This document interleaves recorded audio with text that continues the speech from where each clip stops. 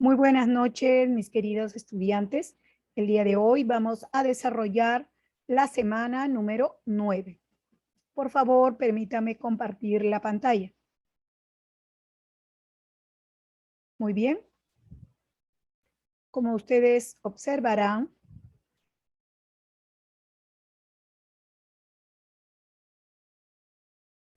como ustedes observarán en este momento,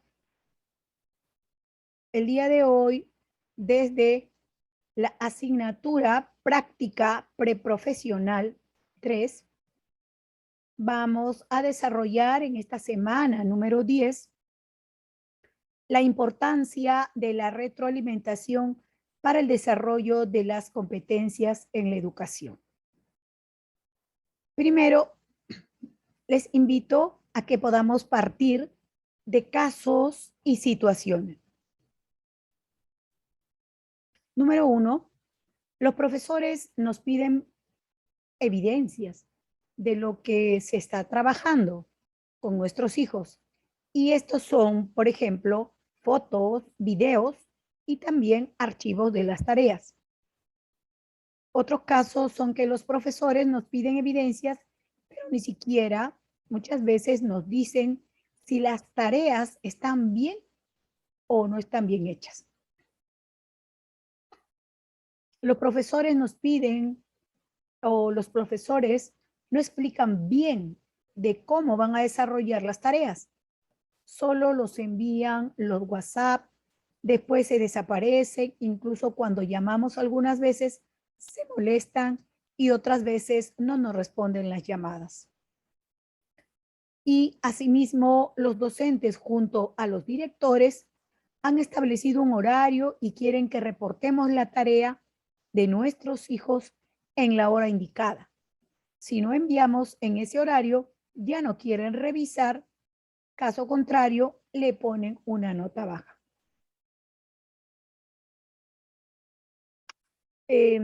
Siguiendo con los ejemplos de diferentes tipos de casos y situaciones, podemos ver que hay padres irresponsables que no se preocupan por la tarea de sus hijos. Como que también podemos ver algunos padres de familia que llaman a cada rato. ¿Para qué? Para explicarles de cómo hacer las tareas, a pesar de que ya se les envió el comunicado. Incluso no paran de llamar hasta altas horas de la noche. Y asimismo hay padres de familia que no reportan el producto de sus hijos, a pesar de que se les ha indicado la hora del reporte. Como verán, son diversos los motivos. Es así que la resolución viceministerial 093 del 2020 indica que en términos de evaluación siempre se dará prioridad a la evaluación formativa, la cual está enfocada en los estudiantes mediante los mecanismos disponibles durante la etapa a distancia. Ahora, cuando hablamos de la evaluación, se realiza a partir de ¿qué? De las evidencias, de los aprendizajes de nuestros estudiantes. Y estos se van a encontrar en dónde? En el portafolio. Es así que el docente realizará la retroalimentación al estudiante de manera oportuna con respecto a sus logros y dificultades, y siempre y cuando este sea posible.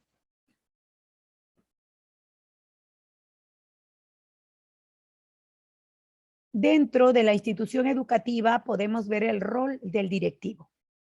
Es así que tenemos el monitoreo, el seguimiento y la evaluación.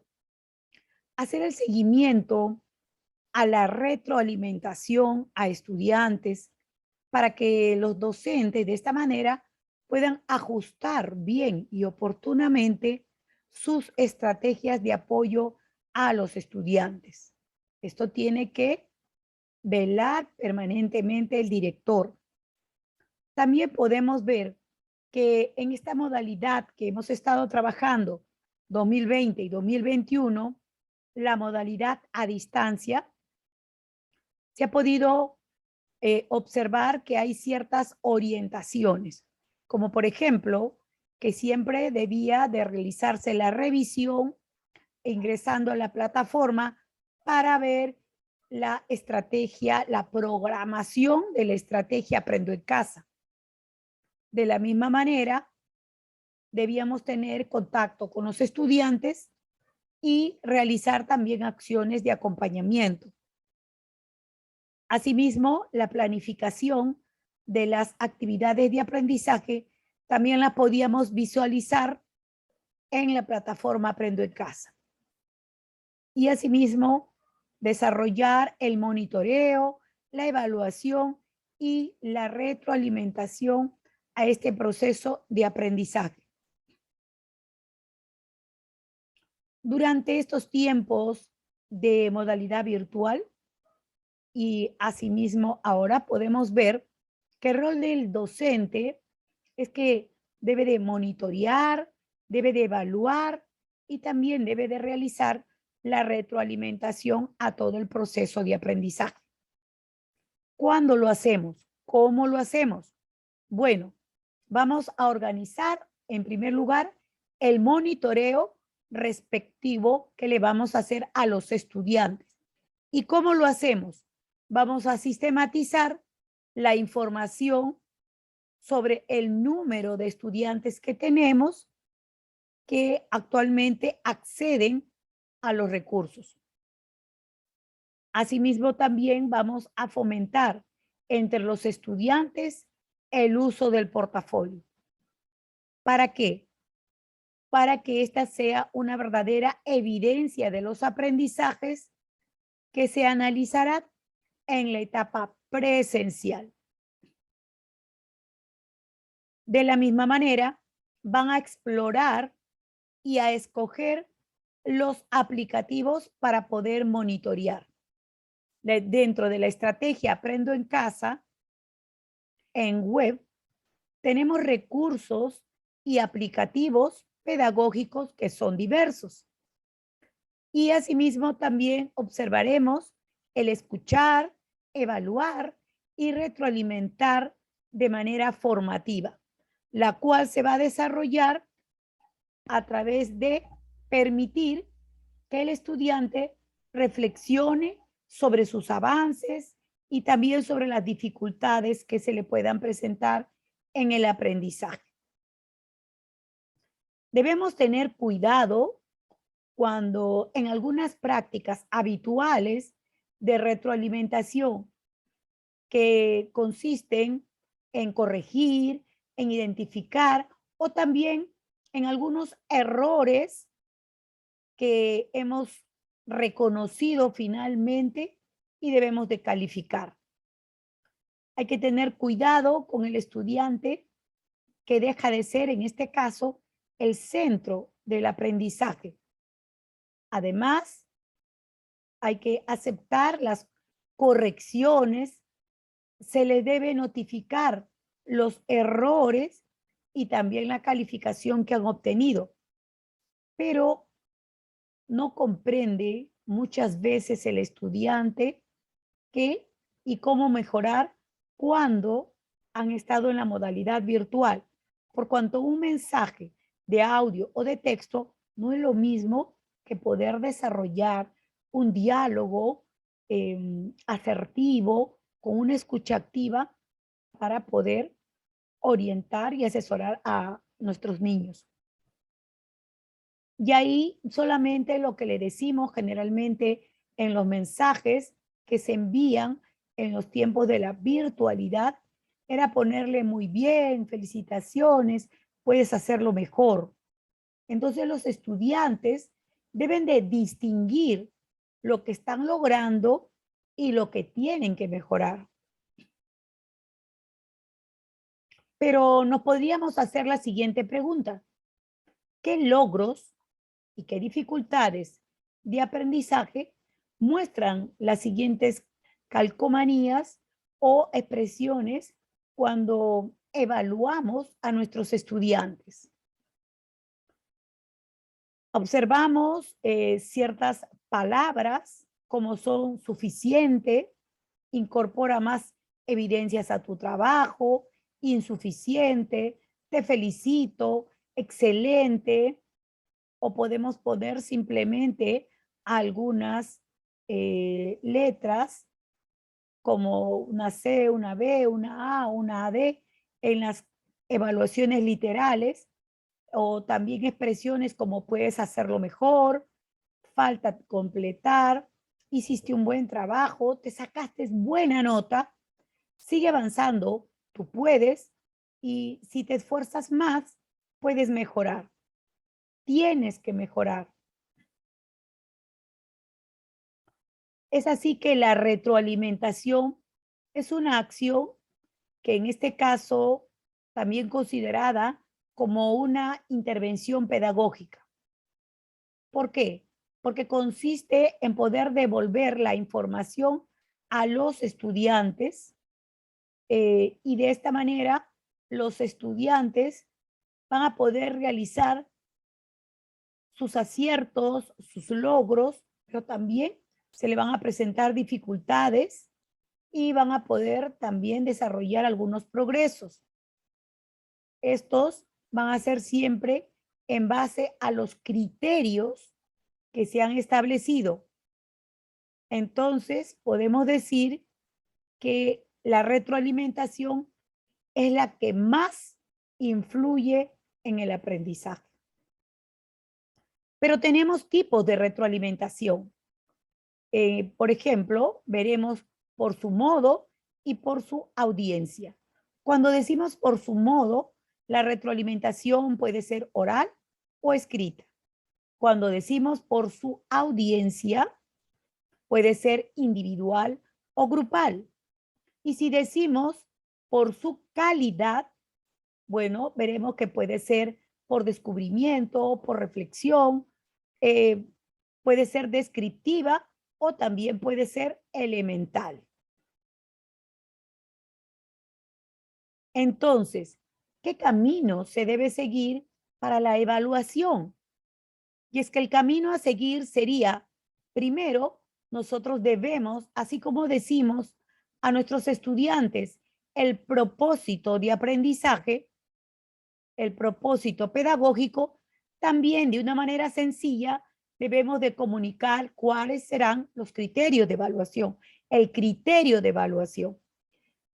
Otro aspecto importante para poder realizar la evaluación es recoger las evidencias, es decir, esa producción que han hecho los estudiantes, esas actuaciones de los estudiantes que han podido desarrollar, demostrar, y vamos a valorar también cada una de las experiencias que ellos han podido, las evidencias que ellos han podido emitir para poder darles nosotros como maestro un juicio de valor. En el camino, para poder evaluar, nos encontraremos entonces a la retroalimentación, en la cual o por la cual luego vamos a poder calificar, evaluar y asimismo finalmente entregaremos un informe. Cuando nosotros vamos a evaluar, hay que recordar que nos preguntemos siempre cuándo un estudiante es autónomo. Y diremos que es autónomo cuando el estudiante comprende el sentido de aquello que realmente tiene que aprender, toma sus propias decisiones acerca de cómo va a llevar adelante este aprendizaje y además cuando reflexiona sobre ese proceso de aprendizaje y el recorrido que ha hecho para aprender.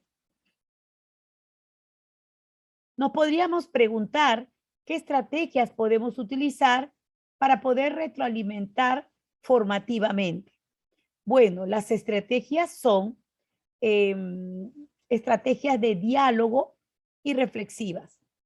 Cuando hablamos de diálogo, bueno, definitivamente vamos a desarrollar y ofrecerles preguntas, vamos a ir describiendo el trabajo del estudiante, vamos a valorar los avances, pero también vamos a valorar los logros y Asimismo, vamos a brindarles siempre sugerencias. Uno de los instrumentos de evaluación es la lista de cotejo. En aquel instrumento podemos ver que, por ejemplo, obtenemos determinados un cuadro de doble entrada y tenemos un ejemplo para poder ver los diferentes cambios de la superficie de la Tierra. Entonces, aquí, en base al criterio de evaluación, es que se va a ir llenando.